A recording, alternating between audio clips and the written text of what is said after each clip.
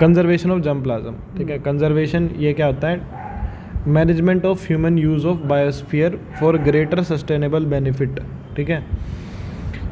Management करते हैं, biosphere का यूज़ करते हैं ह्यूमन यूज़ के लिए, ग्रेटेस्ट सस्टेनेबल बेनिफिट के लिए, to present generation while maintaining its potential to meet the needs, ठीक है। क्या करते हैं? To present generation while maintaining its potential to meet the needs, ठीक है। मतलब क्या मेंटेन करते हैं? मेंटेन करते हैं पोटेंशियल उसका, ताकि नीड्स मीट हो सके। Aspiration of future and aspiration of future, ठीक है। देख, कंजर्वेशन ऑफ जर्म प्लाज्म में क्या है? मैनेजमेंट ऑफ ह्यूमन यूज़, ठीक है। मैनेजमेंट ऑफ ह्यूमन यूज़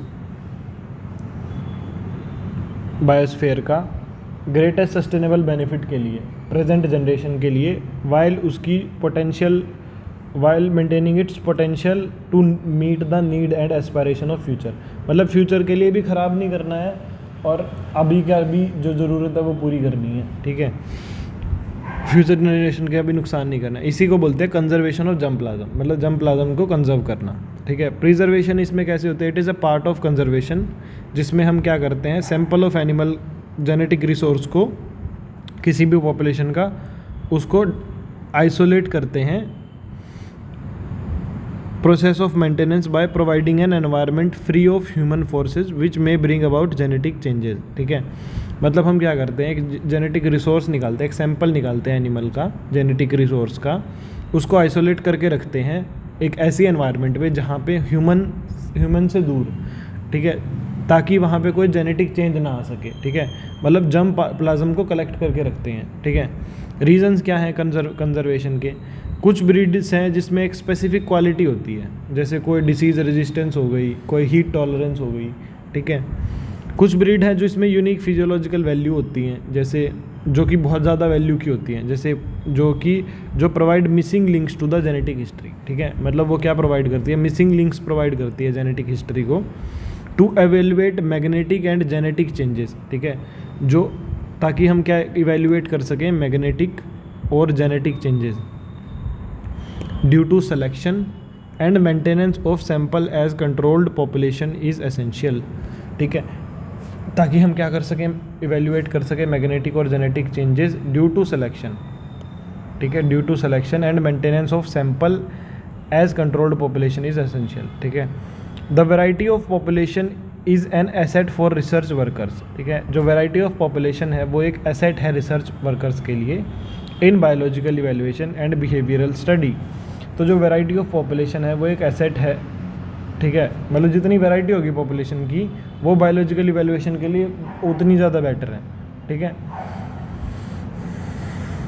तो a diverse population serve as excellent teaching material, मतलब एक डाइवर्स पॉपुलेशन क्या करेगी? एक्सीलेंट टीचिंग मटेरियल का काम करेगी, to take care of existence different creations of nature of posterity.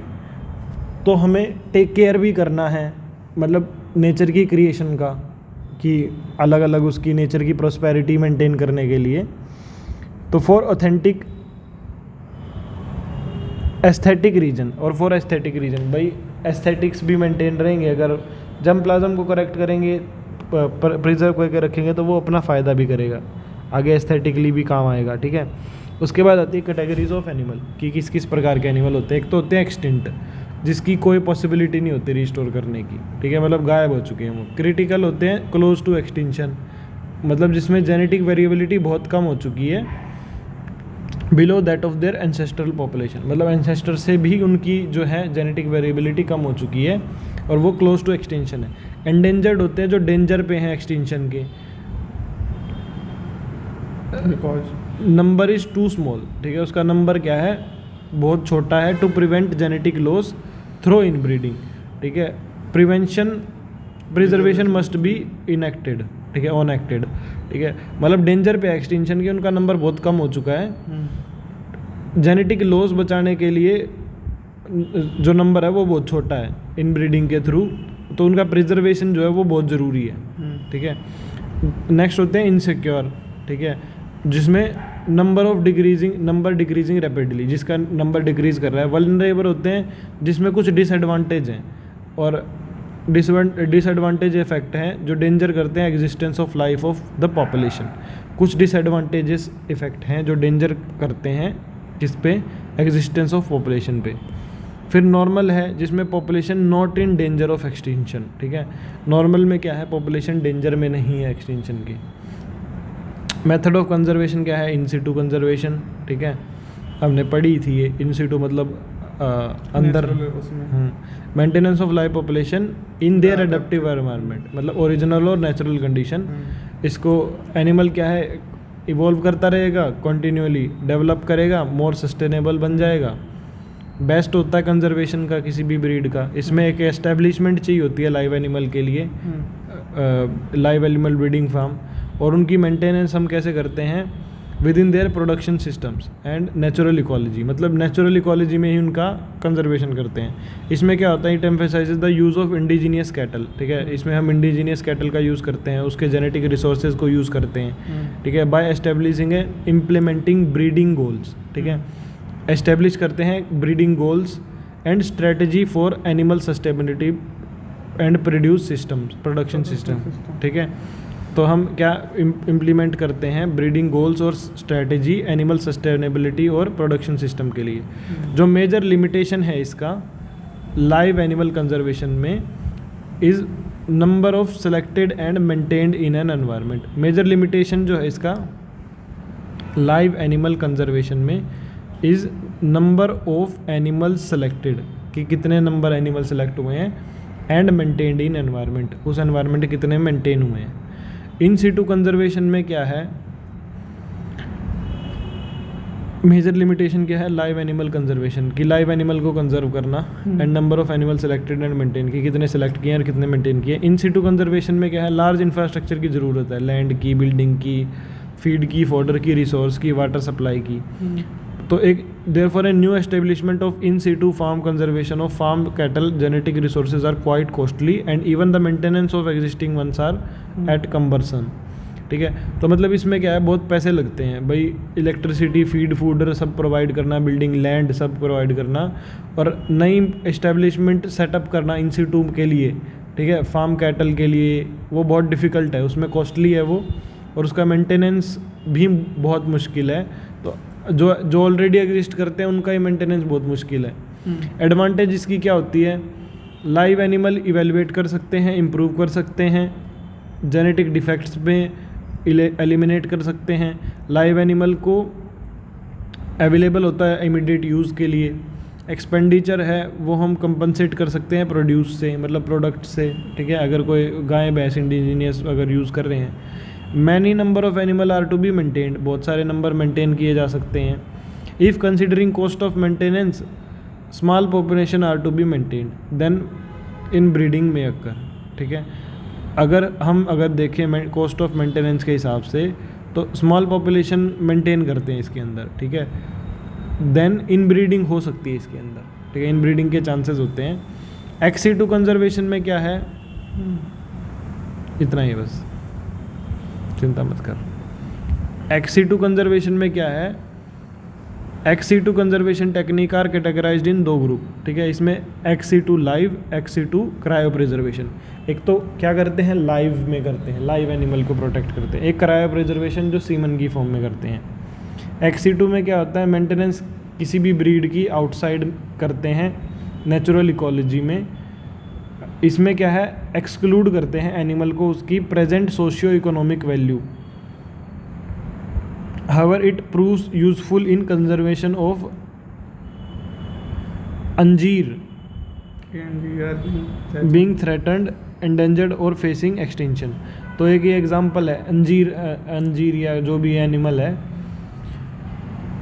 इसकी कंजर्वेशन की थी, तो वो चीज़ है, मतलब इसको उसकी नेचुरल एनवायरनमेंट से दूर लेके जाते हैं। Because of random drift and possible gene x environment interaction, ex situ method are generally preferred over in situ. क्योंकि एक रैंडम ड्रिफ्ट होता है भाई, एकदम एनवायरनमेंट चेंज होता है, और possible gene x environment interaction, मतलब जीन और एनवायरनमेंट का इंटरेक्शन होता है XC2 मेथड में, तो वो प्रेफर की जाती है। XC2 कंजर्वेशन कंपैरेटिवली ज़्यादा कन्वीनियंट होती है इकोनॉमिकल वे में और easy to practice with modern reproductive technique, ठीक है। मॉडर्न रिप्रोडक्टिव टेक्निक में हम उसको यूज़ कर सकते हैं। XC2 पता है क्यों होती है? जैसे तूने एक सेंटर बना दिया, एक एनिमल यहाँ पे है, उसको उठा के इसके अंदर डाल दिया, ठीक है, एक तरह से XC2 हो गई, ठीक है। लेकिन अगर इसी एनिमल के लिए यहाँ पे एक नया कंजर्वेशन सिस्टम बनाएगा तो उसमें तेरे बहुत पैसे लगेंगे और बहुत नुकसान होगा उसमें। तो XC2 फिर क्रायो प्रिजर्वेशन में भी करते हैं, मतलब सीमन प्रिजर्व करके रखते हैं, ठीक है, oocyte प्रिजर्व करके रखते हैं, एम्ब्रियो प्रिजर्व करते हैं, ओवरी प्रिजर्व करते हैं, एम्ब्रियोनिक स्टेम सेल प्रिजर्व करते हैं, न्यूक्लियाई प्रिजर्व करते हैं, production of embryo in vitro में एम्ब्रियो बनाते हैं। तो इन सीटू XC2 टेक्निक ये क्या है? कॉम्प्लीमेंट्री, नॉट म्यूचुअली एक्सक्लूसिव, ठीक है, with in their application for a particular animal genetic resource depending on the farmers current use of it and it's uniqueness, ठीक है। इन सीटू और XC2 जो technique है ये कॉम्प्लीमेंट्री है, मतलब ये एक दूसरे को कॉम्प्लीमेंट करती है। कुछ चीज़ें हैं जो इन सीटू में भी कंजर्व की जा सकती है, कुछ चीज़ें हैं जो XC2 में होती हैं, ठीक है। ये एक दूसरे से एक्सक्लूडिंग नहीं है, मतलब एक दूसरे से अलग नहीं है, ठीक है। बस इनका एप्लीकेशन भाई कहाँ यूज़ करना है, किस एनिमल जेनेटिक रिसोर्स में यूज़ करना है, वो फार्मर के करंट यूज़ के ऊपर डिपेंड करता है कि फार्मर को किस हिसाब से कैसे यूज़ करना है और उसकी यूनिकनेस के ऊपर, ठीक है। जैसे फ्रोजन जर्म्स प्लाज्म है, वो एक इम्पॉर्टेंट रिसोर्स है, ठीक है, और वो सपोर्ट करता है इन सीटू डेवलपमेंट स्कीम्स में, ठीक है। तो इसकी एडवांटेजेस क्या क्या हैं? वैसे ईजिली डन, ठीक है, बिना किसी चेंज के जेनेटिक मटेरियल के, ठीक है, आसानी से कर सकते हैं, कोई जेनेटिक मटेरियल में चेंज नहीं आएगा क्योंकि क्रायो प्रिजर्वेशन कर रखा है। बहुत ज़्यादा कम रिसोर्सेज चाहिए होते हैं compare to in situ conservation, in situ के कंपैरिजन में कम वो चाहिए होते हैं। XC2 प्रिजर्वेशन है, उसमें frozen semen, delay restoration of breed, ठीक है। तो इसमें क्या है, XC2 प्रिजर्वेशन में फ्रोजन सीमन यूज़ करते हैं, इसमें डिले हो जाता है रिस्टोरेशन ऑफ ब्रीड, मतलब ब्रीड का रिस्टोरेशन डिले हो जाता है। Danger is faced by changed environment that have taken place over the years. अगर मान ले बहुत ज़्यादा एनवायरनमेंट में चेंज है ना, तो उसकी वजह से डेंजर हो सकता है, इसमें ये प्रॉब्लम है। दूसरा इसमें डिसएडवांटेज क्या है, डिले होता है रिस्टोरेशन ब्रीड का, मतलब ब्रीड रिस्टोरेशन में डिले आता है, डिले होता है।